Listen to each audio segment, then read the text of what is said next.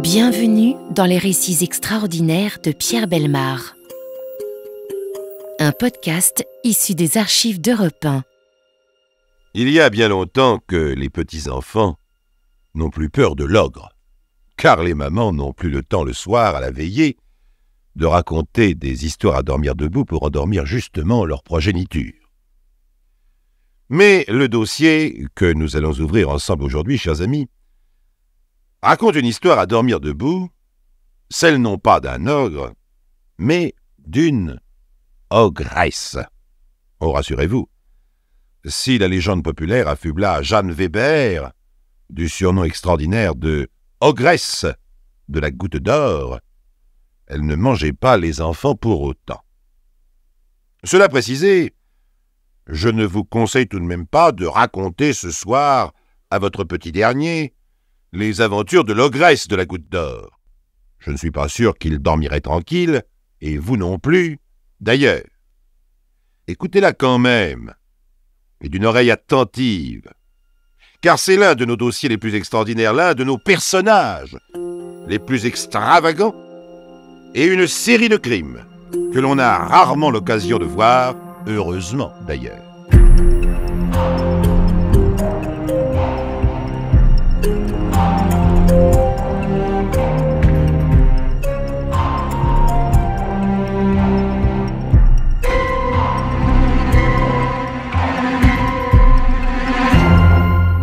Il était, dans la bonne ville de Paris, un quartier bien célèbre où l'un de nos romanciers, Émile Zola, trouva de quoi alimenter nombre de ses romans.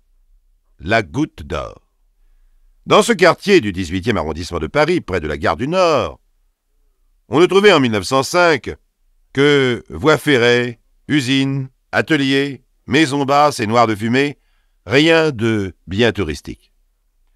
Les habitants, pour la plupart ouvriers, y vivaient surtout le soir, envahissant les bistrots sordides, le cafecon sans fumée de la Fauvette et le samedi soir, le théâtre Montmartre. Les rues y portent des noms évocateurs, le passage de la Goutte, la rue du Pré maudit. Au 1 bis de la Goutte, justement, vit un ménage, les Weber. Lui est ouvrier au salaire confortable, 10 francs par jour. À l'époque, c'est une bonne paye. Elle tient la maison. Les voisins les connaissent bien, tout le monde se connaît bien d'ailleurs dans ce quartier où l'on vit, autant sur le pas de la porte qu'à l'intérieur. Les voisins surtout connaissent bien Jeanne et la plaignent un peu. Pensez donc sur 3 enfants, 2 sont morts en bas âge, un seul lui reste. Un petit Marcel de 7 ans, malingre et souffreteux. Oh, une bien grande misère. Ou évidemment, on voit souvent la Jeanne, une bouteille de rouge sous le bras, et des fois, le soir, elle a bien l'air un peu égarée. Oh, que voulez-vous? On se console comme on peut. Et puis, un petit coup par-ci par-là, ça n'a jamais fait de mal à personne, pas vrai? Au contraire, ça console de bien des malheurs. De sa fenêtre, souvent, la Jeanne regarde dans la rue les enfants qui jouent, qui courent. Elle regarde les tout-petits surtout.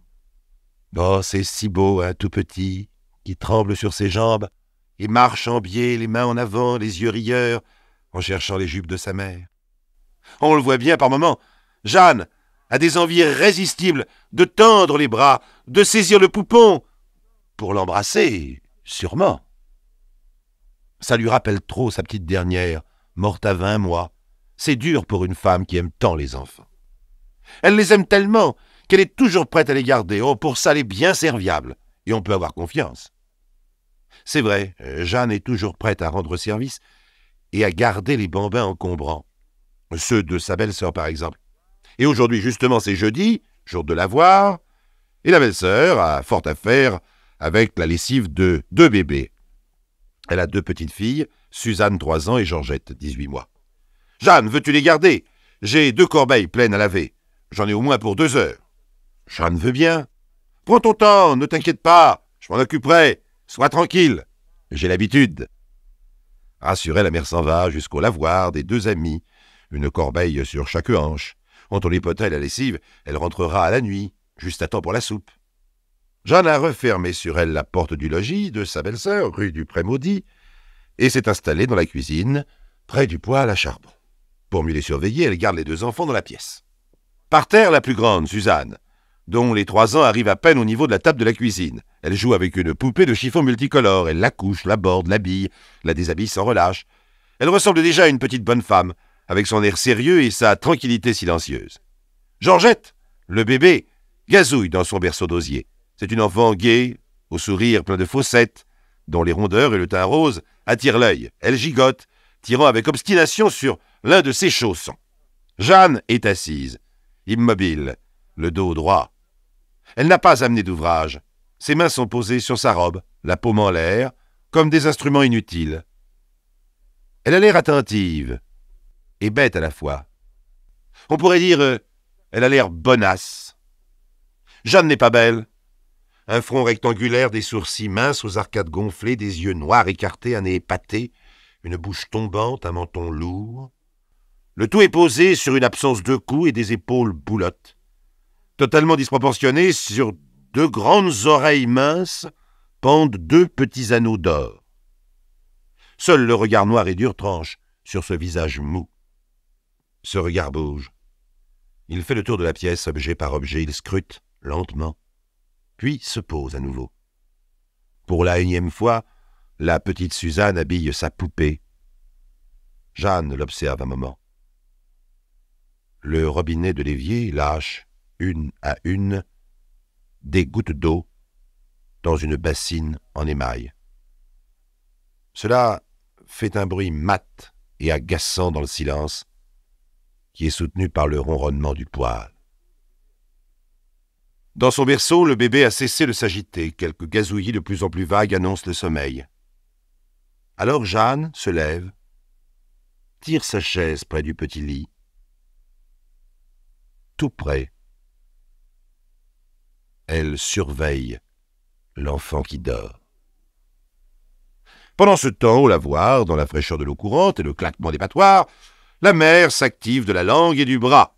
Un monticule de linge blanc, vigoureusement tordu, emplit déjà l'une des corbeilles, une bonne heure à passer. Soudain, un appel retentit et résonne en écho sous la voûte. « Madame Weber! Madame Weber !» Essoufflée par la course, tenant ses jupes à pleine main, mademoiselle Pouche, une voisine, est entrée en courant, faisant se redresser d'un seul coup les dos courbés sur l'ouvrage. « Qu'est-ce qu'il y a? Le feu ?» Reprenant péniblement son souffle, la messagère explique d'une voix entrecoupée. « C'est la petite. Elle est malade. Elle étouffe. Jeanne vient d'appeler au secours. Dépêchez-vous !» Plantant là ses torchons, la mère s'élance affolée et remonte en courant la rue de la Chapelle, suivie par une horde de femmes curieuses de l'événement et qui envahissent derrière elle le logement. La petite fille est étendue sur le grand lit de la chambre, blanche d'étouffement, ses grands yeux fixant le plafond. Penchée sur elle, la tante Jeanne, une main glissée sous la petite chemise, épie les battements de son cœur. La mère se précipite, s'empare de l'enfant qu'elle arrache littéralement à son berceau et se met à secouer désespérément cet enfant en criant « Mais elle est morte, elle est morte !» Soudain l'enfant a un hoquet, le petit visage se crispe, la bouche s'ouvre, cherchant désespérément de l'air, quelques râles, puis, les pleurs libérateurs, elle respire à nouveau difficilement, s'étrangle, mais elle vit. Aussitôt, un brouhaha de soulagement monte du groupe des voisines accourues. C'est la première fois qu'elle a des convulsions, dit la mère, pâle d'émotion. Silencieuse, Jeanne ne dit rien, mais en y regardant de plus près, elle a un air bizarre. Elle fixe l'enfant comme si... Mais non, c'est sûrement l'émotion. Et bientôt, elle se mêle naturellement à la conversation des commères qui se séparent sur le pas de la porte. Interrompue dans sa lessive qu'elle a laissée sur place, la mère doit retourner au lavoir. Après s'être assurée que l'enfant est bien calmé, elle la confie de nouveau à Jeanne et repart, à demi rassurée. 3/4 d'heure après, un nouvel appel retentit sous la voûte du lavoir. « Madame Weber !» C'est la même mademoiselle Pouche, en larmes cette fois, et qui, toute tremblante, n'ose pas en dire plus. D'une voix blanche, la mère demande. « Georgette ?» Accablée, mademoiselle Pouche fait un signe de tête. À nouveau, la mère s'élance comme une folle et pénètre en trombe dans la maison pour s'arrêter pile devant le berceau. Le bébé est étendu sur le dos, poings crispés, tête en arrière. Le visage et le cou sont violets. Cette fois, il est mort. Jeanne est toujours là, effondrée sur une chaise, le front couvert de sueur, l'œil hagard. Il n'y a plus rien à faire.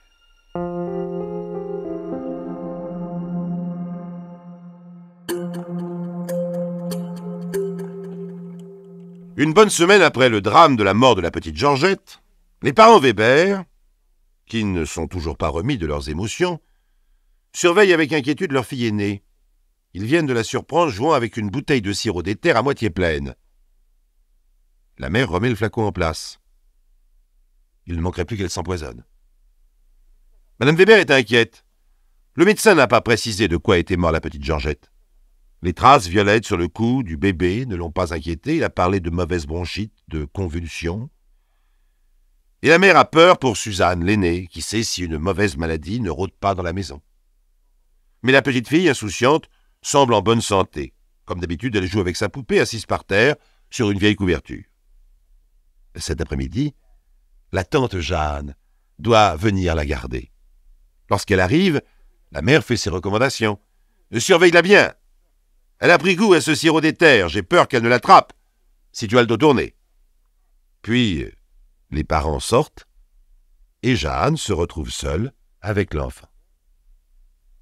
Une demi-heure après, un camarade de Pierre Weber vient le chercher à l'établi. « Il faut que tu rentres chez toi, ça ne va pas. La gosse est malade. » C'est au tour du père de regagner la maison en courant pour découvrir sa fille souffrant apparemment des mêmes symptômes que la cadette. Membres contractés, dents serrées, visage violet, elle étouffe. M. Weber pense immédiatement au sirop d'éther et tente de faire vomir la petite fille. Il y réussit et l'enfant se calme. Au bout d'une demi-heure, Jeanne le rassure, le renvoie à son travail. Ah, les heures coûtent cher et la petite va mieux. Alors le père se laisse convaincre et repart. Une heure après, on revient le chercher. Et il arrive juste à temps pour voir mourir Suzanne dans les bras de Jeanne. En une semaine, les 2 enfants Weber sont morts d'une étrange maladie dont le seul indice visible semble être ces taches violettes à la base du cou. Madame Weber n'en peut plus. Le chagrin l'écrase. Mais un soupçon lui vient qu'elle confie à son mari. C'est bizarre quand même. Le cou de la petite était tellement marqué que Jeanne lui a mis un foulard. Si le médecin n'a pas délivré le permis d'inhumer, c'est bien pour quelque chose. On aurait dû le dire au policier qui est venu. Il n'a pas regardé sous le foulard. Il n'a rien demandé à Jeanne. Mais tais-toi donc. Cette femme a déjà eu suffisamment de malheur comme ça. De quoi veux-tu la soupçonner? Elle adore les enfants. Madame Weber se tue et d'ailleurs, elle ne revit presque plus Jeanne, qui semblait l'éviter depuis la mort des enfants. C'est que Jeanne avait proposé ses services à un autre couple de la famille, dont le mari et son beau-frère, embarrassé lui aussi d'une petite Germaine de 7 mois. Ils se nomment les Léons. Madame Léon, ravie de pouvoir aller faire ses courses les bras libres, s'absente pour l'après-midi, et Jeanne s'installe. Il y a 2 semaines, chez les Weber, elle s'était installée de la même façon, droite sur une chaise, tout près du berceau. Tout à coup, la grand-mère, qui habite à l'étage au-dessous, entend des cris perçants. Elle monte, aussi vite que ses vieilles jambes le lui permettent. Le bébé congestionné respire à peine et ne crie plus lorsqu'elle arrive. Inquiète, la grand-mère s'installe à bon moment aux côtés de Jeanne, qui lui explique calmement que ce n'est pas grave, qu'elle a déjà vu des enfants faire ce genre de crise. Une mauvaise digestion, sans doute. Ce n'est rien, rien du tout. Et comme la grand-mère se lève de sa chaise, elle la reconduit gentiment en lui conseillant d'aller chercher un médecin. Le docteur arrive, perplexe. Il constate des ecchymoses autour des oreilles. Examine l'enfant, ne trouve rien. Par acquis de conscience, il ordonne une potion et dit qu'il reviendra le lendemain. Le lendemain, l'enfant est en pleine forme. Décidément, ce n'était pas grave. Dans l'après-midi, Jeanne s'envoie confier de nouveau la garde. Le soir, le soir, le bébé est mort, enfoui sous les couvertures. L'enterrement a lieu 2 jours après. Jeanne y assiste. Et le soir même, c'est son propre fils, Marcel, qui meurt brusquement de suffocation. En moins d'un mois, 4 enfants de la même famille, 4 enfants que Jeanne connaît, sont morts. Réunie dans le malheur, chaque branche de la famille trouve encore le courage de consoler cette pauvre Jeanne, qui semble plus atteinte que les autres par la mort de son propre fils. C'est ainsi qu'une cousine, Madame Charles Weber, vient lui rendre visite avec son petit Maurice. Un bébé de 10 mois, potelé bien rose, beau comme un Jésus. Jeanne est lugubre. Elle se confie. Le commissaire me fait des ennuis, il veut exhumer les petites. Mais je n'ai rien fait, défendez-moi. Les deux femmes discutent un moment et la cousine rassure Jeanne. Entre gens de la même famille, il faut bien s'aider. À un moment de l'après-midi, Jeanne qui tricote casse une aiguille et quel ennui! Elle n'en a pas de rechange.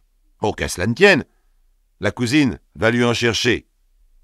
Et Jeanne reste seule avec le gros bébé rieur. Lorsque la cousine revient avec l'aiguille, son fils est sur le lit, violé comme ses cousines, convulsé comme ses cousines, il étouffe comme ses cousines. Pour la mère, c'est un choc et une révélation en même temps. Malheureuse. Celui-là aussi, hein? Tu veux qu'il te passe dans les mains, comme les autres? On court chercher le médecin qui découvre une tache noirâtre tout autour du cou que Jeanne a dissimulé sous un foulard. Le commissaire de la Goutte d'Or fait enfin arrêter Jeanne. Alors tout le monde se met à parler. Et l'on découvre qu'une petite Lucie et une petite Marcel de 2 ans chacune sont mortes, bien bizarrement, alors que Jeanne les gardait. Le commissaire, lui, attend prudemment les rapports du médecin légiste sur chaque enfant mort et qui portaient tous des ecchymoses suspects autour du cou. Mais le petit Maurice venait d'avoir la coqueluche. La petite Georgette avait au poumon un abcès tuberculeux. La petite Suzanne portait une lésion congénitale au larynx. Alors, impossible de dire avec certitude de quoi sont morts les 4 enfants. Le médecin légiste, le professeur Thoineau de la faculté de Paris, qui estime être un expert dont on ne peut pas discuter la compétence, affirme donc la mort naturelle. Et comme l'affaire fait grand bruit et que certains de ses collègues tentent de le contredire, il se fâche plus encore et fait paraître dans les archives d'anthropologie criminelle un article dans lequel il affirme que les constatations faites par des non-professionnels sont sans valeur. Il va même jusqu'à affirmer que les ecchymoses suspectes n'ont jamais existé que dans l'imagination des mères de famille. Mais les mères de famille ne l'entendent pas de cette oreille, et la rumeur publique non plus. On réclame la tête de l'ogresse de la Goutte d'Or, que les revues décrivent folle, alcoolique et jalouse des enfants des autres. Les aliénistes ne la trouvent pas folle du tout.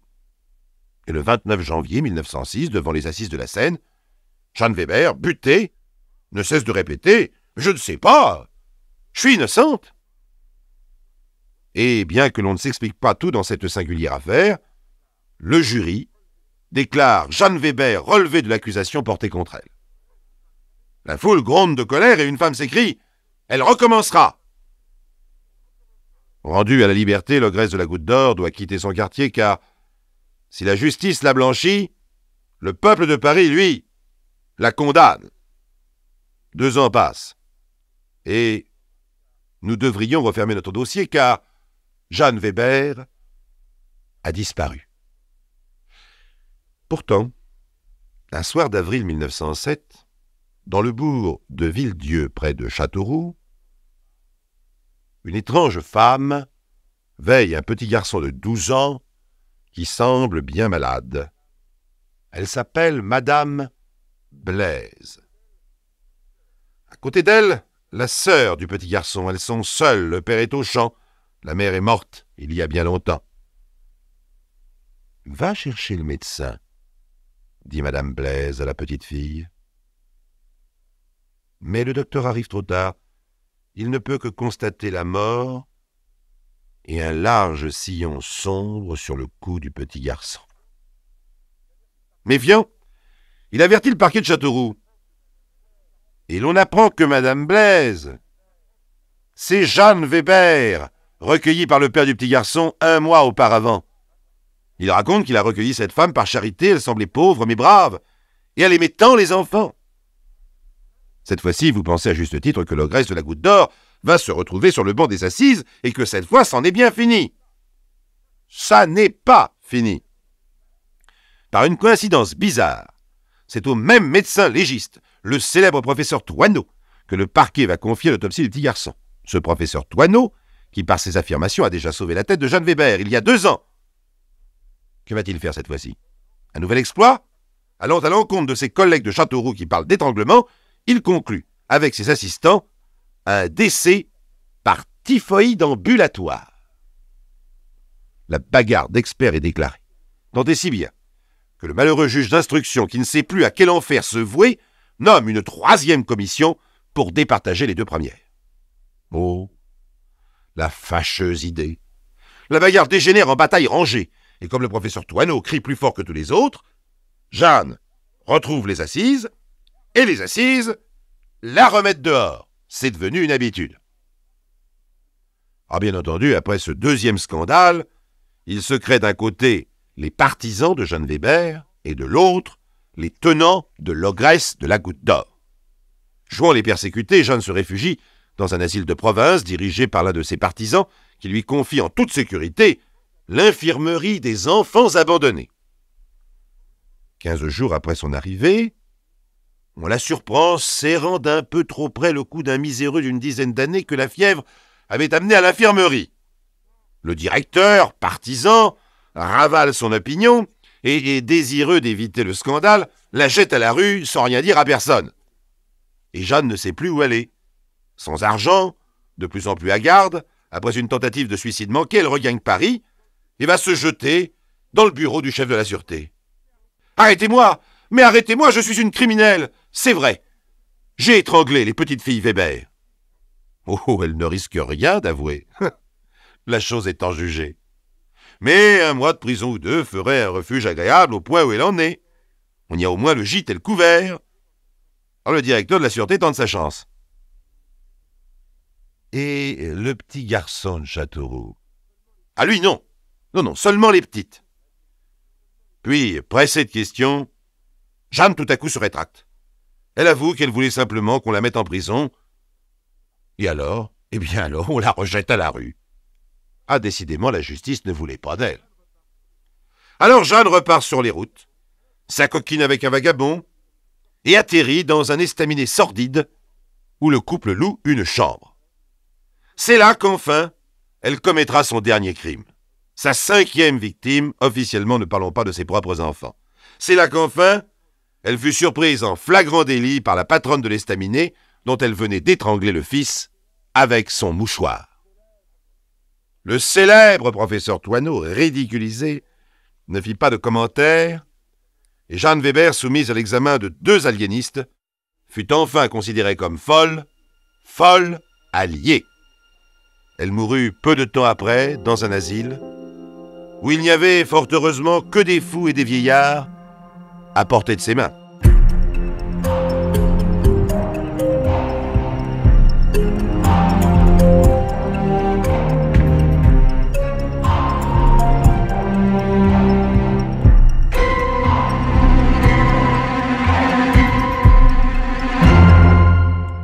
Vous venez d'écouter Les récits extraordinaires de Pierre Bellemare, un podcast issu des archives d'Europe 1 et produit par Europe 1 Studio.